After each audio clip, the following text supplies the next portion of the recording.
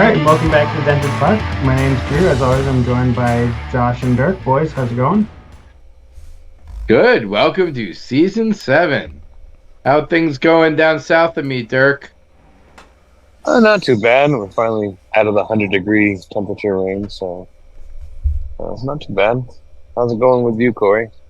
It's doing fine until this guy stole my Uber order. Oh, he did. Oh yeah, no, it's gone. It's gone.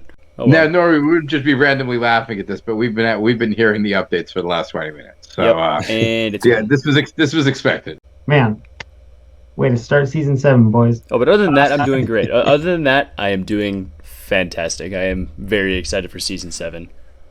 Yeah. I mean, new hockey season. Josh, you guys are on the ice again, right?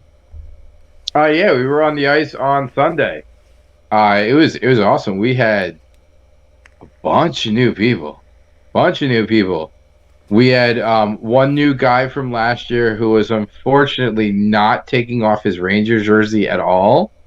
But his name's Frank. He's a nice guy. He just started at the end of last year. He was there, getting moving, and a couple new players too. It was great. Yeah.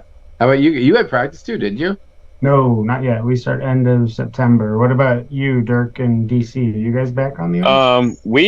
We go all year round. We took I think we haven't had practice. We didn't have practice last weekend or the weekend before, but we've had practice pretty much every other weekend except for like a holiday, like July 4th. We didn't have it. Labor Day weekend, stuff like that. But we've been having them pretty consistently once a week. Gotcha. Yeah, we start up end of September in Chicago, so should be a good time. Looking forward to that. Man, we got a lot coming up too.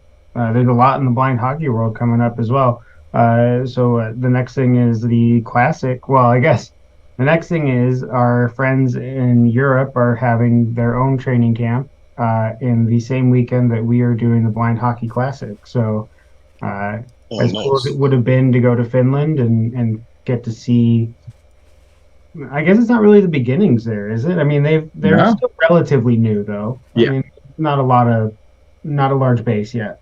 But it's their largest organized blind hockey event they've ever had, so it's still pretty cool. Well, and it's the closest to a quote unquote team, like that the number of players that they can field, they can almost field the team. Yeah. The skill level, like we all understand at our local teams, is runs the gamut.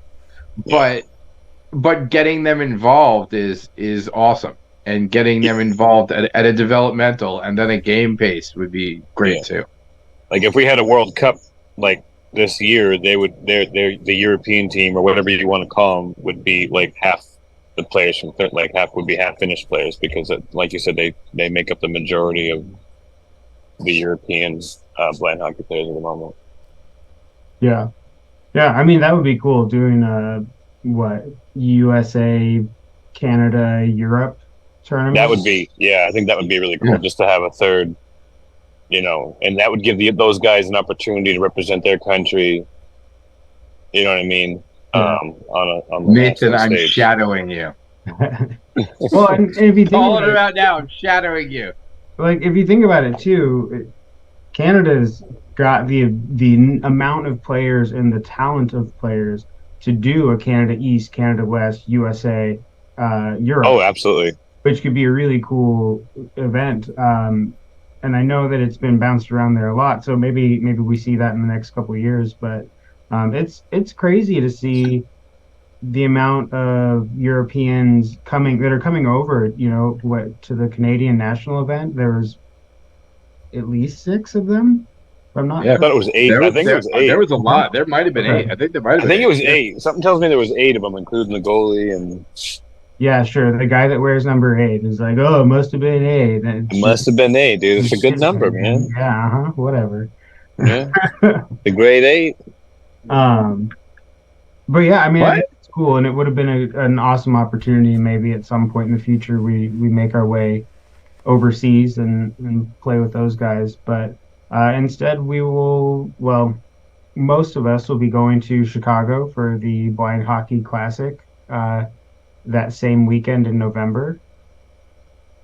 I'm excited. It's an opportunity. It's a bummer that some things didn't work out, and there was a lot up in the air for a while there. But um, USA Hockey is really trying to help promote the growth of our sport and our player base. And I think that as often as we've been in Chicago, we still haven't really tapped into as much of the local blind community as we should. And maybe having this large national event where there's so many of us coming in will be a good outlet to get them out there on the ice and part of the community. Um, what do you guys think? How you feeling about the classic and coming back to Chicago? I am not going to get the Nets again. I thought that's on record. But and that joke is inside. And then I was gonna make another joke that had to do with Drew being happiest in Chicago because of his commute. However, Drew's commute might be as long as some of your flights. Yeah. It's Chicago. Yeah, Chicago. Chicago's It is coming from a New awful. Yorker. Chicago from a New Yorker. The traffic is nuts in Chicago. It is nuts. There's But a no, lot of I'm construction, man. yeah. Well, I mean, I'm used to it. I'm excited to be back in Chicago. I love that rink. They treat us great. I think it's a centralized location that makes it easy for Adam. Yeah. But it's also centralized. Like we talk about, but we have a core of like group teams. You have the Northeast group, and then you have that group that's like right around the middle of the country. You have Indiana, you have Columbus, you have St. Louis, you have Chicago. So it's making it that when you go down that belt in the middle of the country, it makes it really easy to get that group there. And I think this really does help it. Yeah. Yeah, it makes it a little bit easier to travel, especially being a main hub. There's always going to be a flight to Chicago. Um, I having some conversations with people in the blind hockey community recently and thinking about how we grow. An idea was floated by that maybe we keep the classic in one city every year and make it similar to the Canadian national event. It's always held in Toronto. It's always played at Maple Leafs Garden. There is the beauty of that this event is going to happen This weekend. these 2 weeks every year. It's going to be in Denver, in Chicago, in New York, wherever it ends up being, we just stick it there. DC. I'm sorry. No one wants to go to DC. I think you've got hay fever down there. Yeah, I do. And nobody wants to go to DC, dude.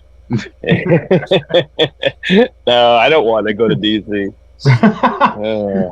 But I mean, I think there's merit. I think there's merit in that idea, and it's it is something to consider moving forward as we do these other events. Like we have Chicago. The East Coast is doing a bunch this year. You guys have the Cross Sound Classic, or I believe that's what you call it, right? Yeah.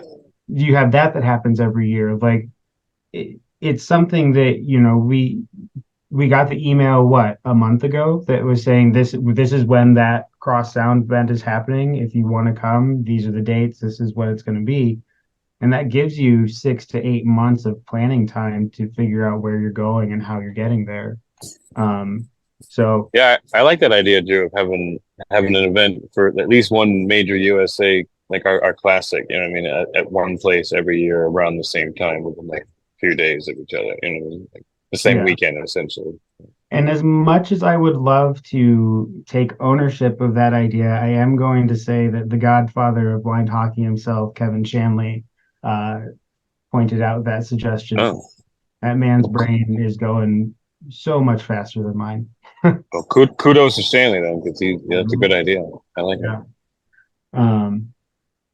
Which I think it's interesting. This guy, we had Mark DeMontis on this past week, and him and Shanley are kind of the crux of the growth of this form of blind hockey for both of our countries. Mark and his family really helped start with like Courage Canada, what we're skating across Canada to raise money, into what is now unfolded into Canada Blind. And I mean, I think that's it. It's crazy how the impetus for change is one person, and we can always point to that one person in both United States and Canada. That's like these guys. This is why it's maybe not where it's at now, but these guys were the ones that said this is what we need, and this is how it was started. They were the pioneers. Yeah, absolutely.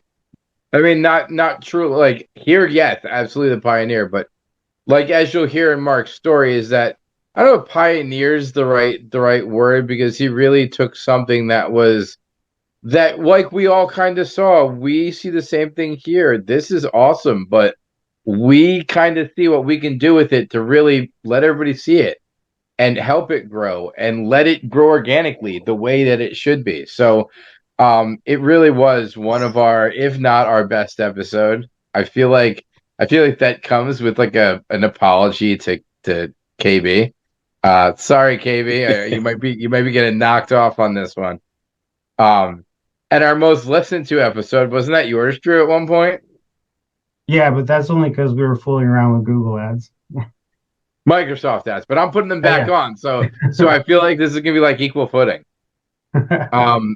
But yeah, man, this was a great episode, and I mean, he kind of gave us some awesome inside stories that people haven't heard. That it's hockey talk. It's hockey guys talking hockey, and it's what an awesome way to start an episode, that start a season that we really we're looking forward to. And I mean, look, you see us. No, it was a great episode. It's definitely someone we'll probably want to have back on, because I think he still had a lot more to tell. He's just got so many good stories to tell. We just didn't have time for all of it, but it's a really good episode. Yeah. No, it was great to have him on.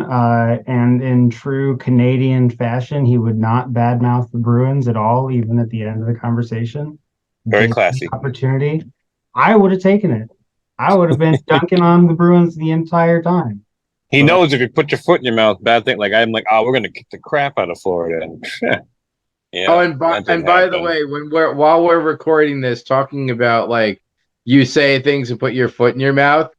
One of the thoughts that went around my head after Aaron Rodgers got hurt was, Josh doesn't get nice things. Please don't let Jack get hurt too. Yeah. Unbelievable. Yeah. Yeah, but again, Mark is an incredible guy and had some amazing stories, and I'm just glad that we finally got to have him on the show and kind of start the Canadian contingent of this season. So we hope you guys enjoy this conversation and getting to learn a little bit more about him as much as we did. All right, Mark. Well, welcome to the show. Glad to finally get you on and pick your brain about all things blind hockey. How's it going? Doing well. How you guys doing? Good. Before we get started, for everyone that's at home, I was wearing a Ducks jersey until about 2 seconds ago, and then I realized that Mark is here, and it's a fellow Toronto fan, so I had to go and throw my Matthews Leaf jersey on just for finally having someone else here to support it. Are you excited about this season?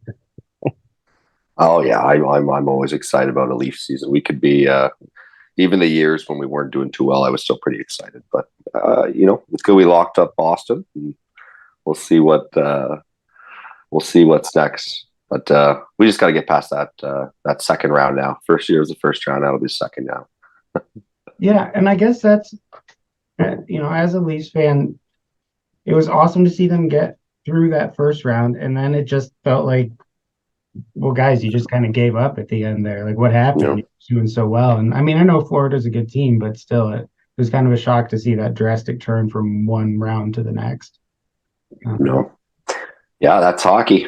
It's harder to keep an A than it is to earn one, right? So it's you got to do it every night, every game. Absolutely. So tell us about your background in hockey. And we were talking about this earlier. Courage Canada, that was something that was started with you and your brother, correct? Yeah, exactly. Our family had started Courage Canada back in 2000 and A 2009. It was probably about 4 years after I had lost my sight at 17. So I was playing, in Toronto, in the Greater Toronto Hockey League. I was playing AAA hockey at the time. I was going into my senior year. I think the ultimate goal was to try to play college hockey, NCAA. And everything in life just seemed normal in that sense of the word. Like I had no clue that there was going to be an eye condition or a diagnosis. I mean, I had no heads up that any of this was going to happen. So it was obviously pretty tough. I mean, there was no, I think there's no way to sugarcoat it. It was pretty tough. I mean, but I like most people, I think what hit me harder was not the eye condition or the effects of the eye condition. It was the hockey. Getting released from my club, getting told, it's going to be tough to play on another team, and the NCAA stuff gone. Everything was tough, and I think discovering that there was a team in Toronto, the Ice Owls, that were playing since 1972, but discovering their existence and going to that first practice where I got to check it all out. I think that was a really defining moment, I think, in my life, because it put me, I think, on another trajectory. And that's when really Courage Canada was inspired through, the need and importance to start programs for young people and for anyone of any age and any ability to play the game. That's awesome. Sorry, I was waiting to see Ben was going to chime in. So I guess you said it was unexpected. Can you tell us a little bit about your eye condition? Kind of what lucky draw you got in the spectrum of vision loss? Yeah, no, exactly.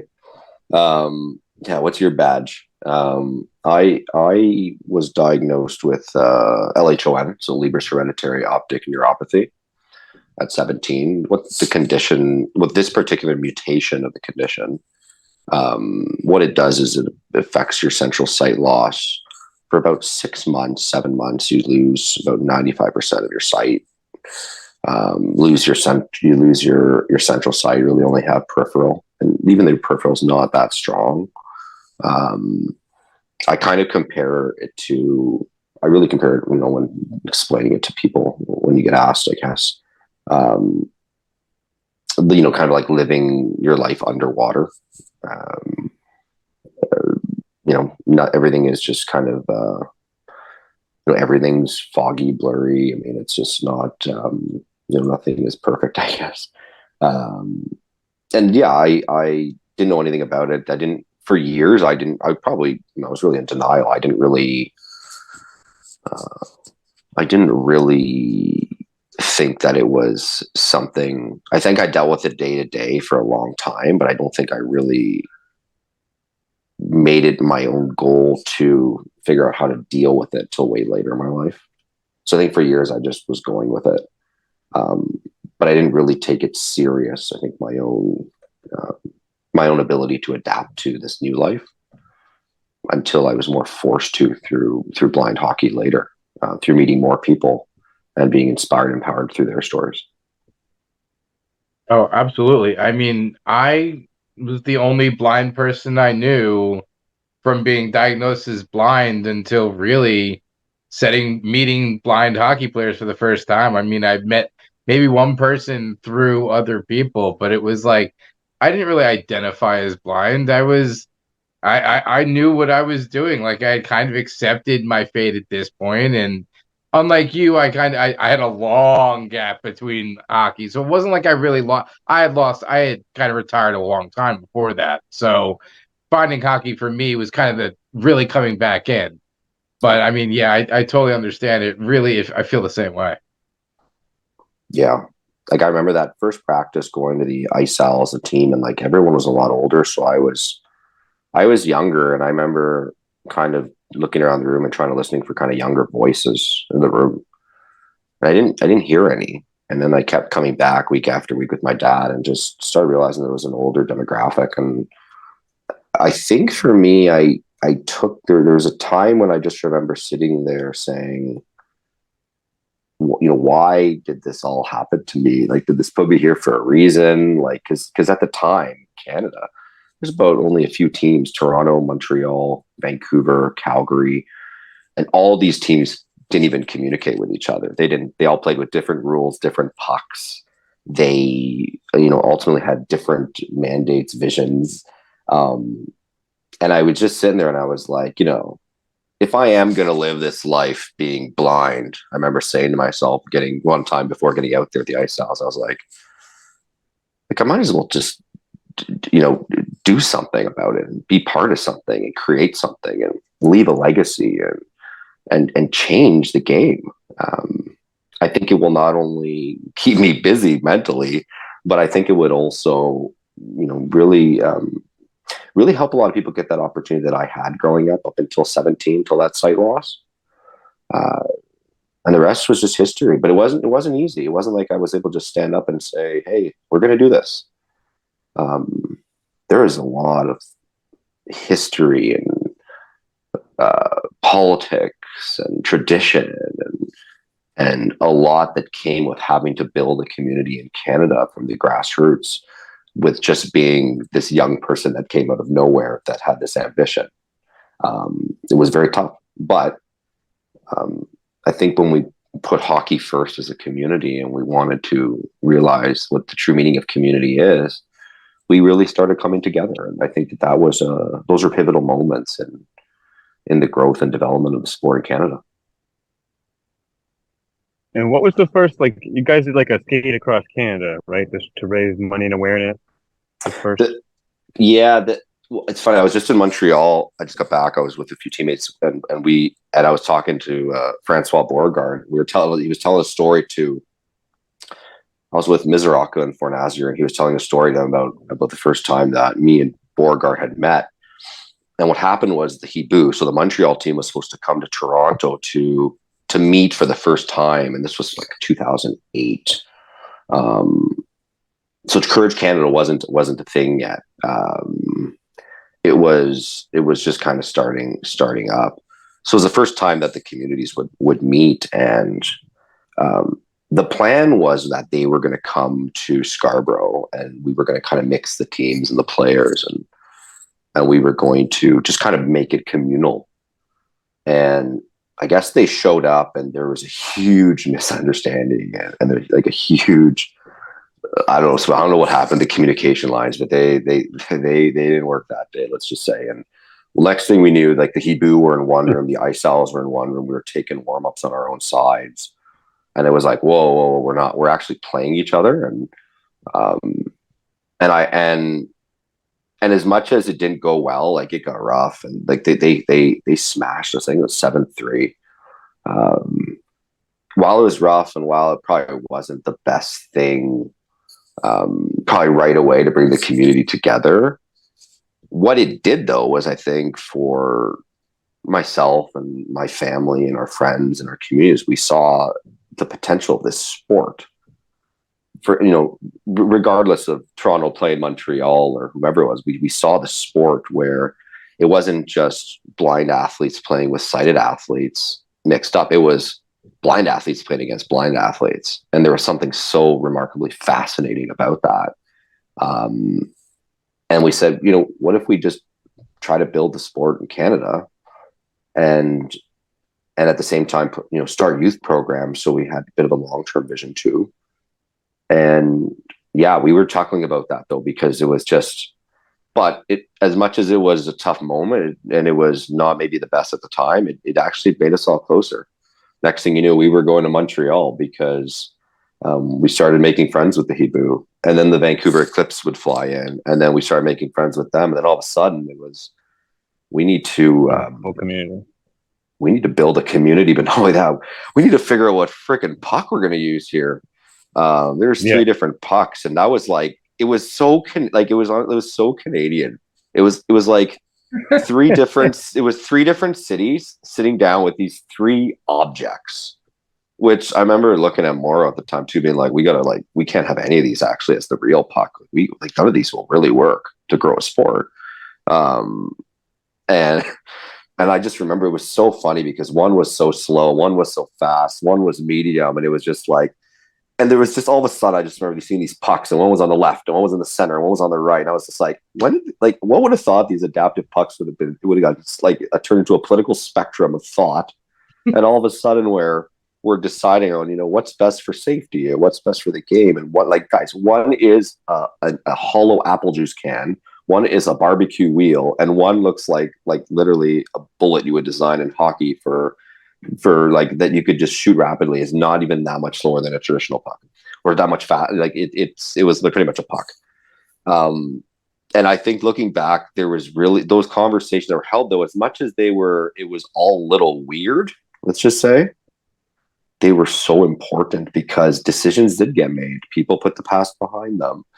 People started calling one another. They started having monthly meetings, the teams, the communities, and Courage Canada started saying, "Hey, we got a plan now, but we just got no money, right? Like most things, and let's go and get it."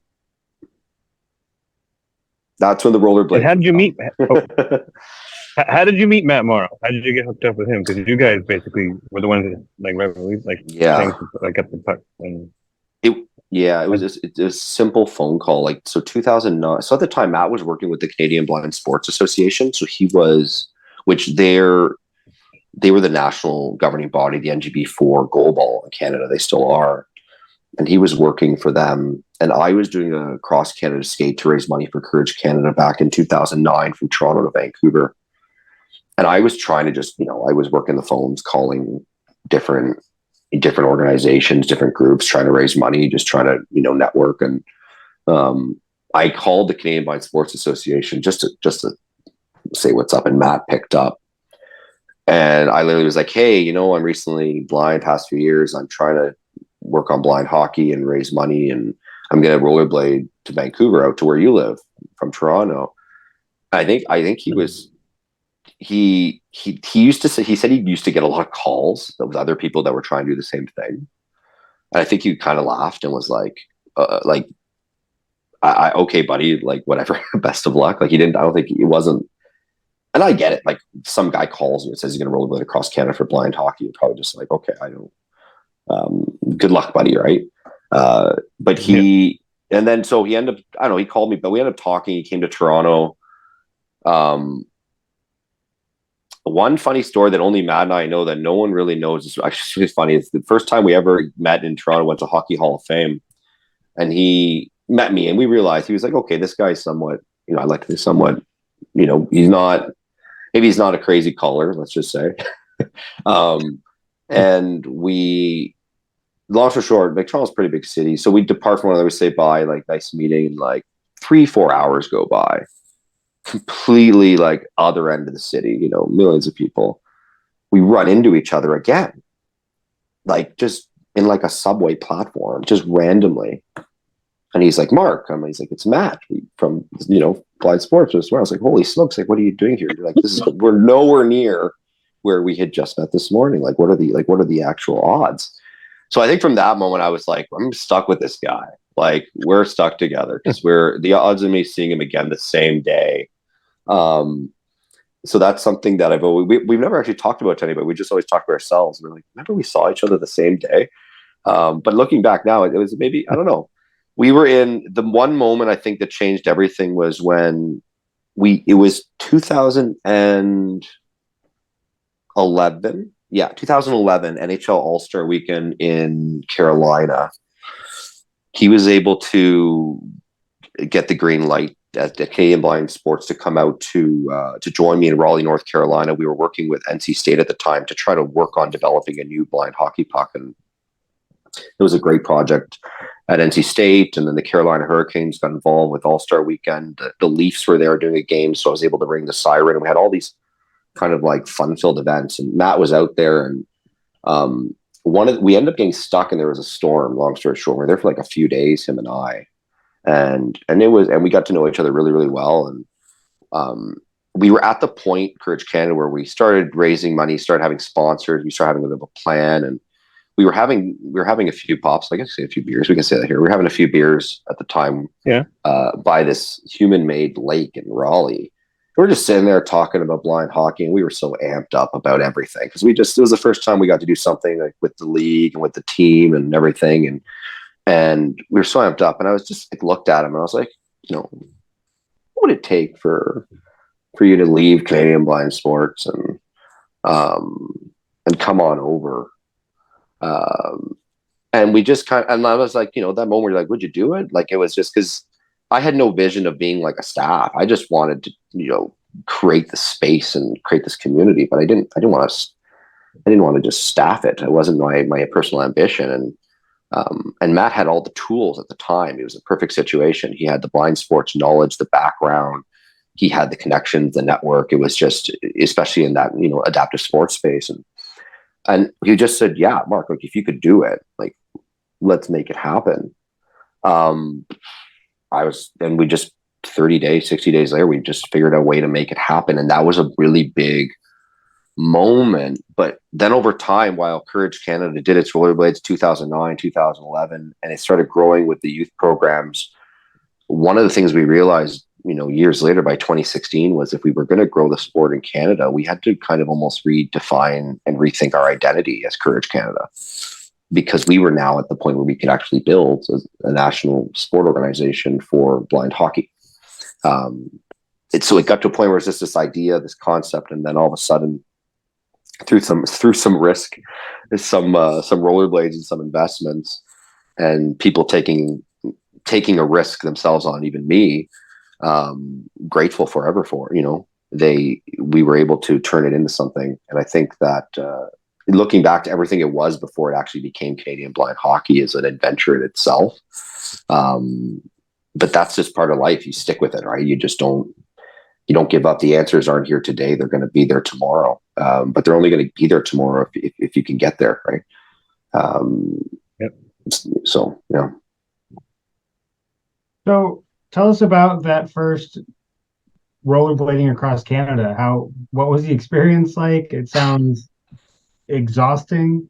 When did you do it? What was the weather like? I mean, how long did it take you to plan it out before you actually did it? That's good questions. Probably planned it out about a year, 9 months to a year in advance.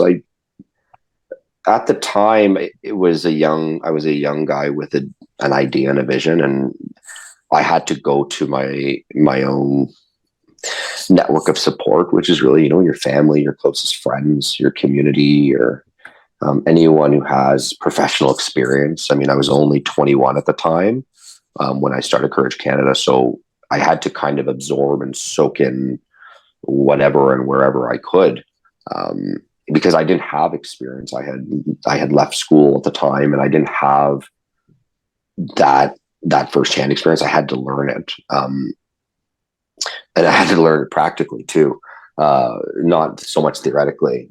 Starting an organization from a legal perspective to dealing with the board and insurance and fund development and everything. There's a lot to it, right? And I mean, all of you are so involved as well in the game and all the projects, organizations, and everything. I mean, you all know this, right? It's a lot.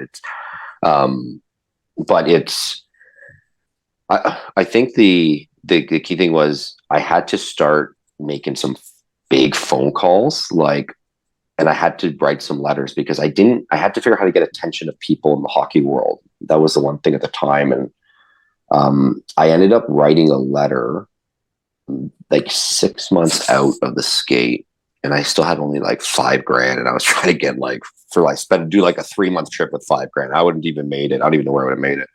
I ended up writing a letter to the owner of the Ottawa Senators, the late Eugene Malnick, to his bar in Barbados called Bert's Bar. It was an Ottawa Senators bar in Barbados, and just like a letter. I've always been the type of person for just go to the top and be confident, right? Whatever you do, no matter what it is, and saying, hey, Eugene, I'm from Toronto. I have this vision of trying to create blind hockey programs. I want to rollerblade across Canada. That I wanted to see if you could help be a sponsor. I need about $20,000 for a motorhome for the 3 months to go across Canada with my buddies. And just, it's almost like you just turned it into a paper airplane. You threw it out there hoping someone would just pick it up, kind of thing.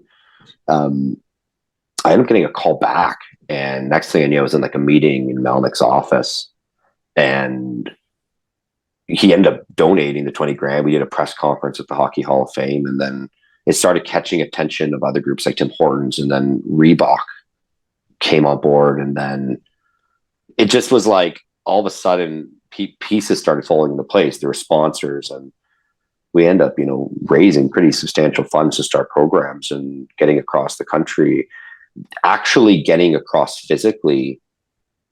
Being a hockey player, it was, most people say, oh, were the mountains tough, or were the hills tough, but being a hockey player, like, I don't know if any of us here inline skate, like, it's so much fun to inline skate, fun roads.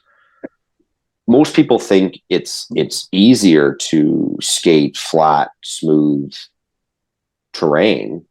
Part of the problem is, I think, when people don't realize, when you do these cross country campaigns like this, so it's like, if you do the flat, smooth terrain straight, like in the prairies, for like days, weeks, months, it is just mentally exhausting, because what happens is you feel like you're not progressing.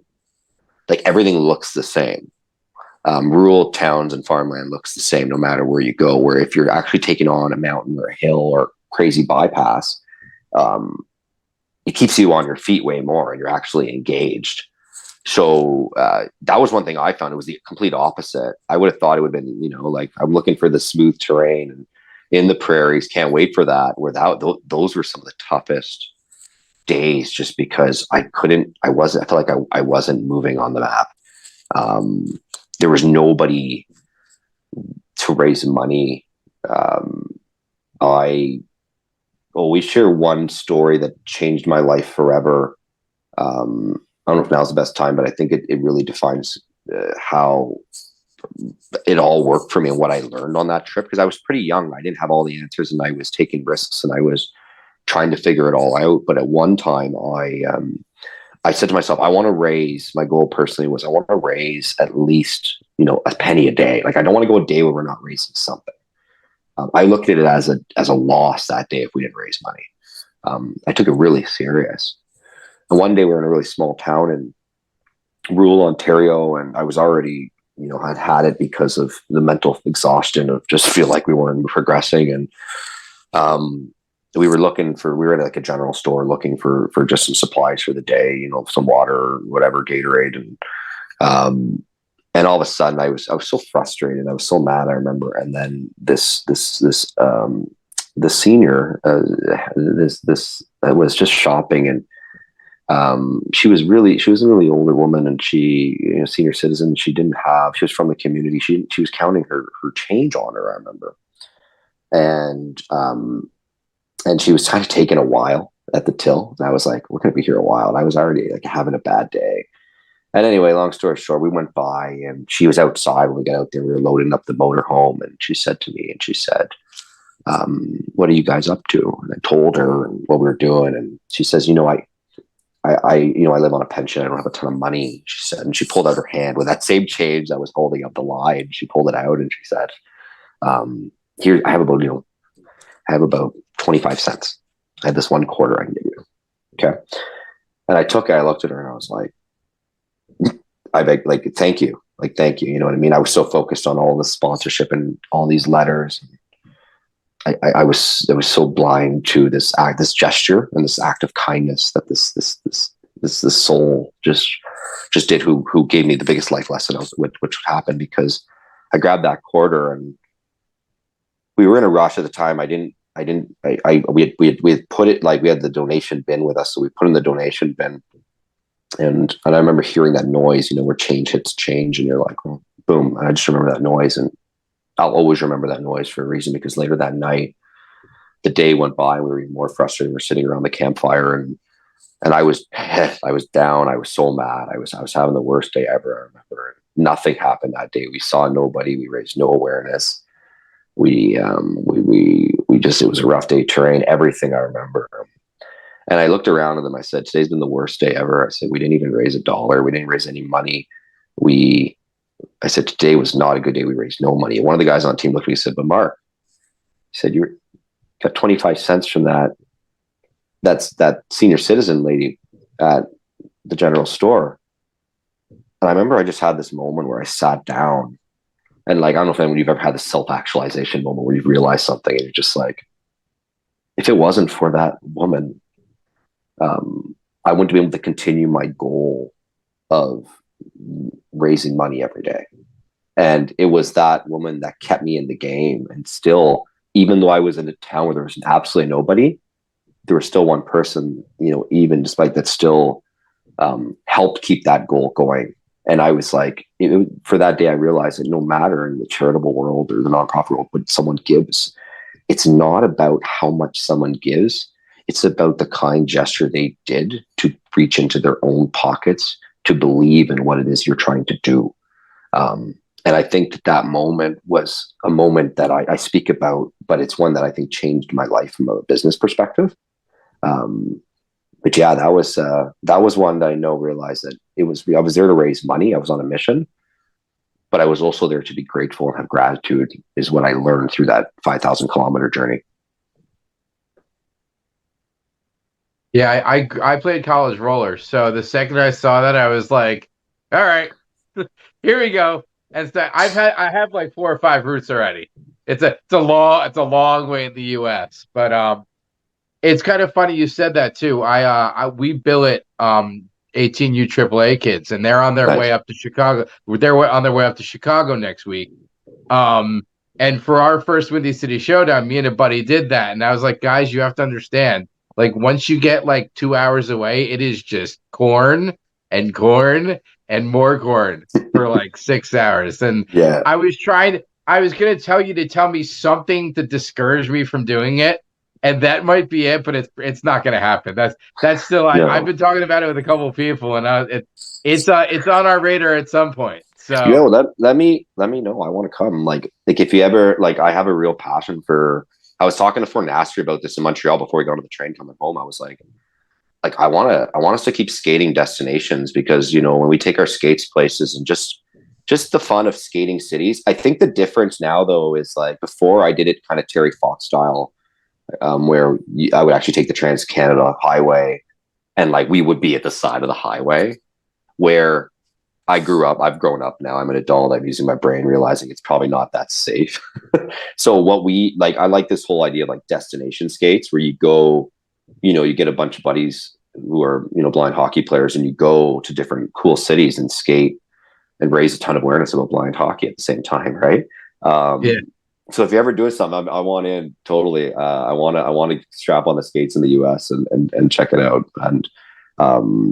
And you know what? Like, it's funny you're saying roller hockey, because everyone, like, lately I've been on my skates being like, I'm just keep skating. I mean, like, you're stick handling, just thinking randomly, not really like concentrating. You're just like, what would blind roller hockey be like? I'm always just kind of thinking about it. So it's funny you brought that up. Oh man, so we're not gonna. That's a conversation that Drew doesn't want to have. But it's funny. I've so many times thought about going back, but I know I'm gonna snap an ankle trying to stop.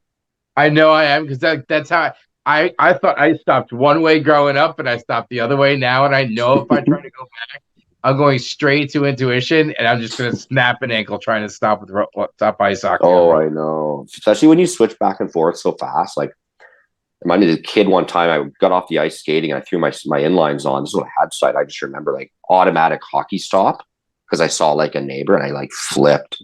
I was so embarrassed as a kid. I wasn't wearing a bucket or anything. But yeah, like you just forget, because you're so used to skating that the techniques are different, right? Yeah. And I mean, it was so little vision playing such a fast game. Like, I know that's gonna be the last thing I'm thinking of, and then I'm going over.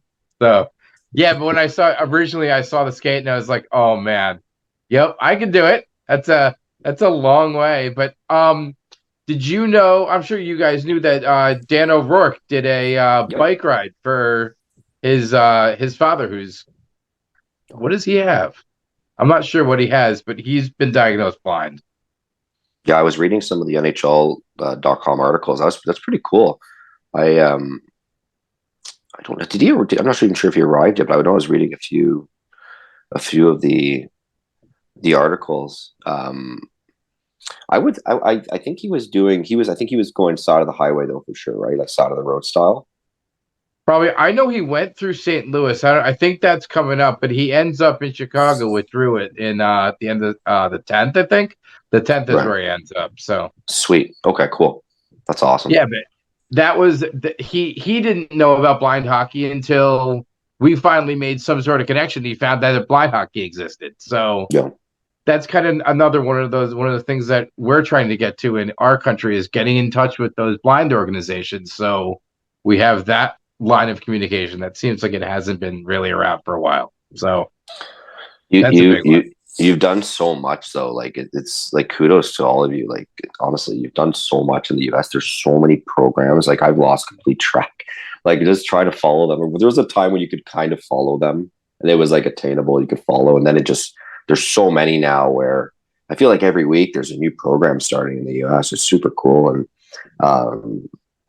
I think that there's a real opportunity to change so many lives through the game. And now you have so many tournaments and just adult opportunities, youth opportunities. And it's just so cool. And I think you should all be just honestly so proud. And it's just going to keep growing, right?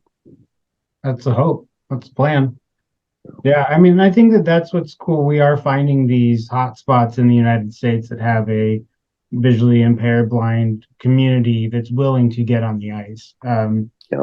I think not to get into it too much, but one of the things I think a lot of us in the US are almost envious of you guys up north is that your practices are scrimmages.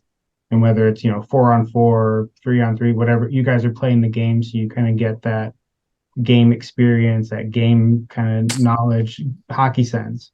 Whereas we are much more skill oriented and mostly due to small numbers, and the vast difference in skill from the people that are in the individual programs. Yep.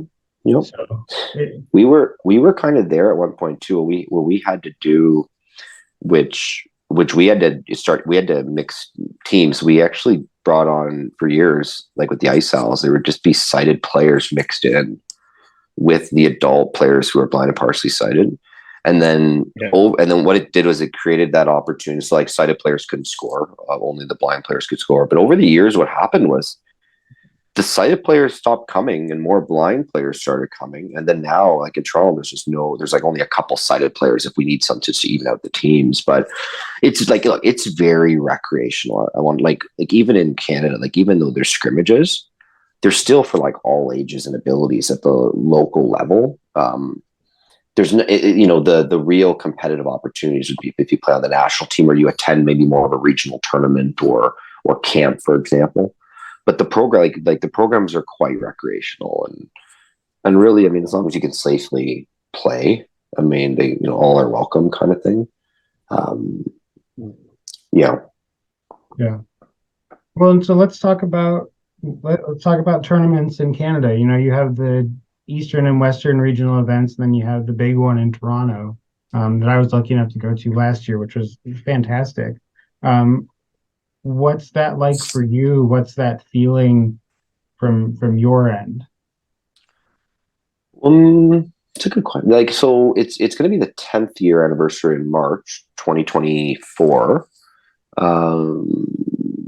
It is just funny to think that some of the same friends and family and community that was involved 10 years ago in 2013, when we were starting it, we only had 40 players, and it was just this idea, this marquee tournament. Everyone's still involved. And I think that's the cool part, more than how much, it is phenomenal to see the growth of the participants. For me, when I watch it, I just get a kick out of seeing the same person I remember asking 10 years ago, saying, can you volunteer for a weekend, to help out? And just seeing them back every year with a clipboard in their hand and still involved because they have fallen in love and they got the blind hockey bug, right? So I think that's the part that I always kind of makes me smile. My favorite part, though, like no matter what, my favorite part of the weekend is always meeting the new players. And the tournament is always a bit of a great place for that to happen. It gets a lot of media in Canada and in Toronto, and new people find out about it, here in the North. And And there's always a new player, young teenager, or even old adult who comes with their family and says, "Hey, we saw it on the news," and I'm visually impaired. I play recreationally, but I wanted maybe to try adaptive hockey. And like, just when you're there in those conversations you have, and I mean, you guys all have these conversations too when you do your events, right? But those are the ones when you leave the rink, or you're on the train or flight home, wherever you are, and you're like, that's why you do what you do, and that's why you put in the long hours, and that's why you don't stop no matter what, right? Is because those stories and those opportunities is what strengthens the community and changes lives. So I'd say those conversations, and they're so like subtle conversations. It's not like these are boardroom meetings. These are just sitting by the glass or having a hot dog or doing whatever, right? And just welcoming people, being inclusive, no matter what their age is or their ability or their background, their ethnicity, their sexuality, whatever. If they want to play blind hockey, and give them the chance, get them on a team, get them a jersey. We can never forget the importance of just having fun. Like, I'm the biggest advocate for high elite competitive hockey there is, but only because we have come to a point where we actually understand the power of grassroots development. If there was no grassroots development, we couldn't even be thinking about elite competition. So they come together, right? You can't have one without the other. And so I try to be an advocate of all things blind hockey, I guess you could say. In the tournament, it always gives some renewed energy. There's always good meetings, good conversations. Always thinking about what we need to continue doing, maybe what we should stop doing. It's normal, trial and error, right? Over the years, though, to start from 40, be at over 200 now with all these divisions going into the 10th anniversary, that's going to be a good party for sure. So and forgive me, we can cut this out. You are currently a member of the Canadian national team, correct? Yep. Well, hopefully, if I make the roster, sorry, we're on the same. We're in the same boat too. Hopefully, unless I'm watching the next series, maybe. But the rosters.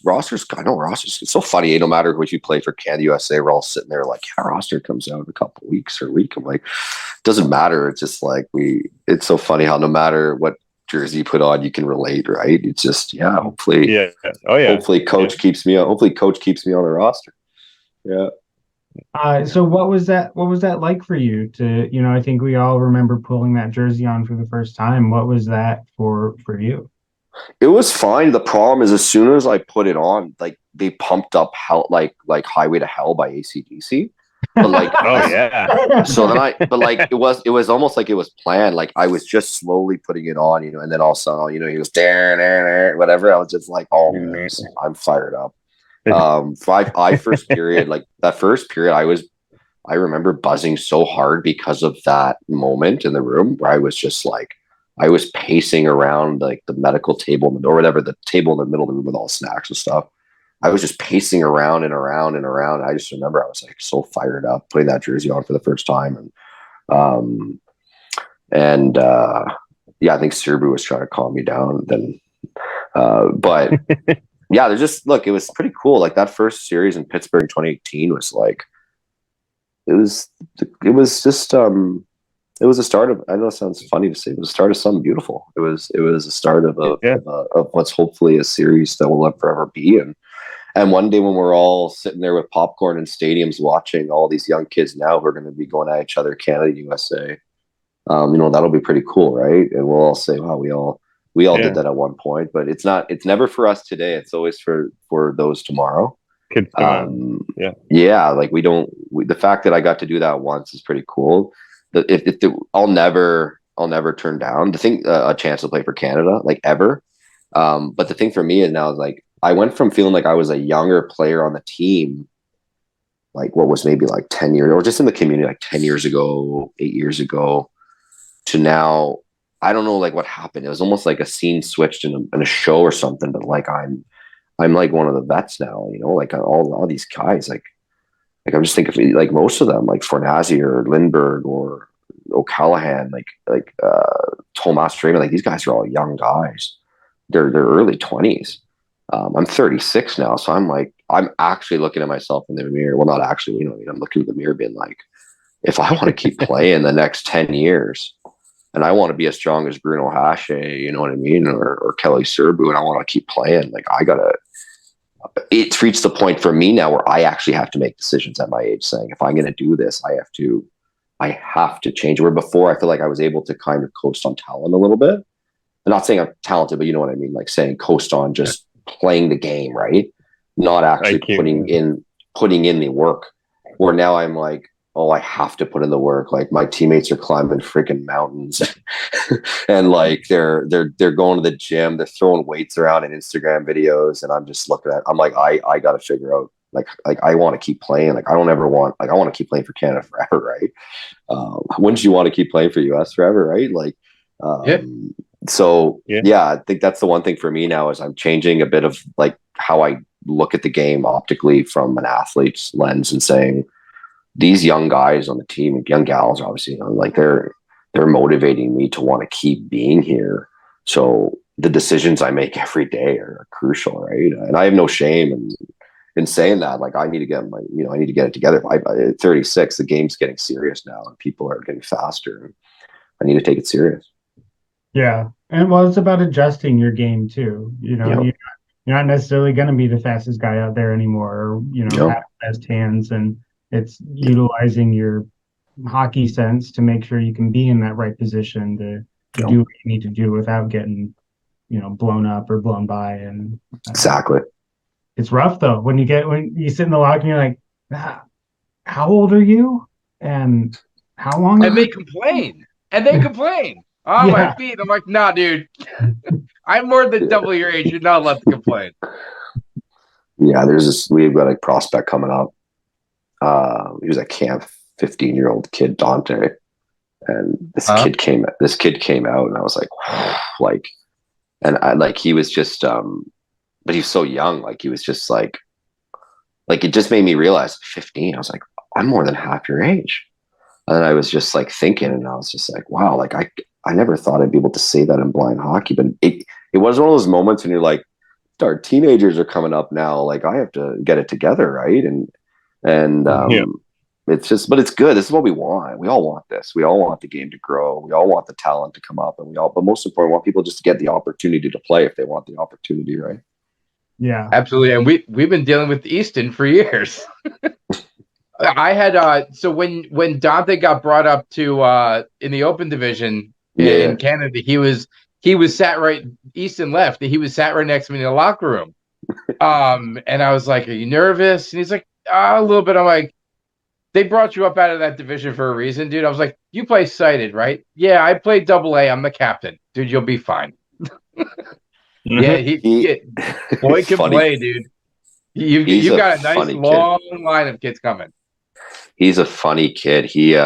I sat with him at camp in the room, like next to him, and like it was like sitting next to. It felt like I was sitting next to my 17-year-old self, though, like a little bit, because he was just, we were talking about earlier, like when how as a young guy, the ice cells, I went in the room and everyone was older, and I had all these, these mentors and all these people to help introduce me to the game at the time. Like I'm like sitting next to him, I'm seeing myself of like this young teenager who discovers blind hockey and like isn't going to stop now, right? Like, so for me, I'm tying my skates tighter now, saying, okay, this is what we wanted to get the sport to. We wanted to get it to a sport where it was bigger than me always, and it motivates me. Like these teammates motivate me so much. They're like they inspire me more than I ever try to even help them in their own lives. Like they're honestly amazing, and you all know what it's like having teammates, right? Like they're your family, and they're you have that special bond. And but yeah, they truly inspire me. They're a great group. Yeah, I got to play with Jonathan Trizop. I think he's from Montreal. That kid, he's good. Yep. He's quick. Out in New Brunswick, yeah, he was at the camp too, and yeah, there's just a lot of new players, and that's great. That's what we want: more players and more communities, more people playing, and it's good for the game, right? And, so we'll wait to see what happens in the rosters and what the host city will be. and the dates, and that'll be really exciting for the next series for sure. Yeah, absolutely. So, again, I feel like you said it as well. You can't really beat playing for your country, whether it's USA or Canada. Like, there's just something special about that. But uh, you, and along with 8 other blind hockey players, recently started an organization called the BHL. You guys had your first, I don't know if it was your event or you guys were invited to, but you did work with the Carnegie Foundation to Yep. kind of jumpstart it. So can you tell us a little bit about the BHL, kind of what you're hoping, what the maybe 40 jump Sure. put? Sure. Yeah. So we did the Carnegie Cup pilot back, it was last year, 2023. It was when they were holding the Carnegie Initiative Summit in Toronto. And the general idea was to, and again, like most pilots, right? You want to try things out. One of the things that we looked at for a while that the tournament has offered in a way is a bit of a select division, is integrating athletes from all borders and all boundaries together to kind of compete, where as we know right now, Canada plays the United States, so the players would obviously play against each other. If you looked at like professional sports, like obviously players would be mixed regardless of their location, whether they're in Canada, USA, Europe, abroad. So we wanted to do was find a way to showcase the sport in a way that would start to have us all think about what it means, like what blind hockey away from international competition looks like at the elite level. Because the one thing we would never want to change is elite competition amongst countries. Or we still want to ensure that you can get more countries playing and get to 4 nations and a world championships. The dream of getting to the International Winter Paralympic Games should always be there. But there needs to also be opportunities for the athletes to compete at that high level away from international competition. Because for example, in Canada, even the Easterns, the Westerns, and even national tournament, they're still primarily recreational opportunities. They're not designed for athletes to play, elite athletes to play at their highest level against each other, regardless of their geography. So we wanted to try this out, and what it did was it taught us a lot about what would need to be done to do this, things to consider, because creating a recreational division is different than creating a high performance division, right? So it comes with different factors. At the time, we played around with some rules in the pilot. Like we tried to look at what it would be like not using the point system.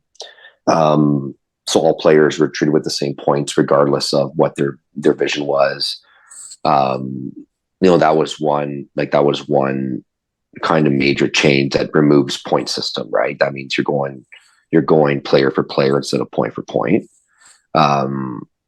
That provides the fans and the teams with an ability to actually, for example, know what one's degree of vision is. So that was at that time, during that was something we just tried. But through, as to see what that would be like, right? And over time, what it did was it brought together a number of players in the community to start thinking about, how can we work together with other partners and other groups to start creating these elite blind hockey opportunities, regularly, whether that's once a year, twice a year. And so the idea of the BHL was kind of born through this Carnegie Cup experience, and again, brought together other players. And I think pretty soon there's going to be more information about how, kind of who the players are, what the plans are, what the processes will be, and what the, you could say the overall vision and mission is to do this. And I think it's in my involvement so far, it's been one of the coolest experiences I've had in blind hockey since the start, because it's been looking at the game in a completely different way. Because you're not factoring in so many things that you traditionally would when you're putting on your events. Because all the athletes are, are great players. For example, the idea of selection process, right? When you're hosting recreational opportunities, you want everyone to play. But if it's an elite competition with only so many spots, then there has to be, a fair selection process, right? So those are things that are, that's one difference, right? And so it's really, really exciting when more information comes out soon on that, because, again, this is another opportunity for those who would be interested in it. And I know I'm personally excited. But yeah, it was cool. We had a lot of cool, I think the fact that when we showed up, like just that Brian Burke was sitting there, like welcoming people, was pretty cool. Because we didn't really know what to expect. And then I think more and more hockey personalities were there and people. And I personally thought it was, regardless of the outcomes of the scores and maybe the teams, and like, I thought the most important thing happened, which was bringing together players who really wanted to take it on, to turn it into something. That's the most important thing, is finding those who are passionate about what it is we're trying to do, and bring people together. And I think that's really the true success of that pilot. Yeah, no, but I mean, it's not realistically going to make the money of a professional hockey league, you would traditionally see. But that's not what it is. Right. So its hope is that it can be professional in every way possible. And that's why we want to ensure that when more information comes out, that not only is it transparent, but it's done in a professional manner as well. Right? Yeah. No, I mean, I think we all watched the Carnegie Cup. At least I know I watched all 3 games. I don't know about the other guys, but it looked like it was good hockey. And, it's any publicity getting blind hockey out there is always good. So can't beat it. Right? Yeah. And did you actually knew Herb Carnegie, right? I know. No, you're right. Yeah. Herb Carnegie. When I was 18, I got the Future Aces Award when I graduated, after I lost my sight, and I had received a number of awards. And that year, after kind of persevering through what had happened, and I met Herb Carnegie, and yeah, Herb was blind at the time, which was interesting. So I was one of the few, if only, people he knew who was blind. So we had a pretty special bond, even though he was like 80 and I was only like 18. I remember just sitting with him for so many events and so many experiences. We got closer and closer. And then one day so part of what he would do, he would travel and speak with his daughter, Bernice, right? Who I'm sure we all gotten to know through the Carnegie Initiative. And one day I remember getting a phone call from Bernice because Herb couldn't make a school to speak at. And she had asked me to go speak in Herb's place. Because I was not in school at the time and I was just kind of trying to find stuff to do. And I was in the midst of starting Courage Canada. It was probably 20 years old maybe. And I remember then I just started traveling with Bernice to schools because Herb couldn't do it anymore. And I got so close with the family over the years, and just was there when the unveiling of the Herb Carnegie, public school, of changes to his arena, to the Future Aces Foundation galas, the events. And I just saw Bernice at a screening the other day of Beyond Their Years, the documentary of Buck O'Deal and Herb Carnegie. And we were just talking, just like hugging, just being like, how are we still how are we still doing this together? Just, she believed in me when I was going through everything I was after I lost my sight, to give me a chance to speak at schools. And I was getting these little honorariums, I remember, which just the thought of just that she was keep giving me a chance. And I remember the day her passed away. But I think the day I remember more was the day sitting with tears in my eyes, watching him get announced as the inductee in Builders category of the Hockey Hall of Fame, and then getting the chance to personally be there in attendance to watch his induction with the family, even though he wasn't there, physically there in spirit, obviously, but being there and hearing Bernie speak, and it was just some I think you just look back, you didn't think anything of it. But yeah, it's those moments in life that no one can ever take away, right? Just sitting with Herb Carnegie talking about blindness in hockey, and him thinking he thought blind hockey was just, he couldn't ever believe that we had blind hockey. He was just, I used to joke with him being like, why don't you just come out? Just as a joke. He's like, and not say, hey, you could play at any age. Never mind. There's a lot still going strong in the 80s. But he was just chuckling, and I remember giving him a Courage Canada jersey, and just always he was there for my first rollerblade too, from Toronto to Vancouver, and the guy, he's got a special place in my heart. Oh, that's a good story. Thanks for sharing that, man. So he didn't know any other blind people other than you said? No, but he got glaucoma like later in his life, right? So he just, okay. It wasn't like he was part of like the CNIB or like an organization, or he wasn't part of anything. He was just Herb Carnegie, who had glaucoma, right? And so he had the cane, he had a white cane, but he didn't know anybody who else was blind, especially those who want to talk hockey and whatnot, and but like he just always told me, like, just don't stop, like, just don't, keep the fire burning, and don't let anyone take away your passion. That's awesome. Good lesson. Yeah. Well, Mark, thank you so much for taking the time. I'm sure that we'll have you on again, because I'm sure there are ample other stories to fill many more of these episodes. But is there any social media, anywhere that you want to direct people to go check you guys out, whether it's a national team, BHL, whatever it may be? Where can we find you? So in Canada, obviously, Canadian Blind Hockey, that's CDM Blind Hockey. If you're in Canada, watching, obviously connected with Canadian Blind Hockey, and that's a great way. And for myself, I to try to keep active online. I really don't. I'm hoping I can be a bit more active on social, on Twitter and whatnot. But I think Fernazir does most of that for us. I'm really, if there's anyone is watching and didn't kind of learned about blind hockey but really isn't sure if they even want to try it.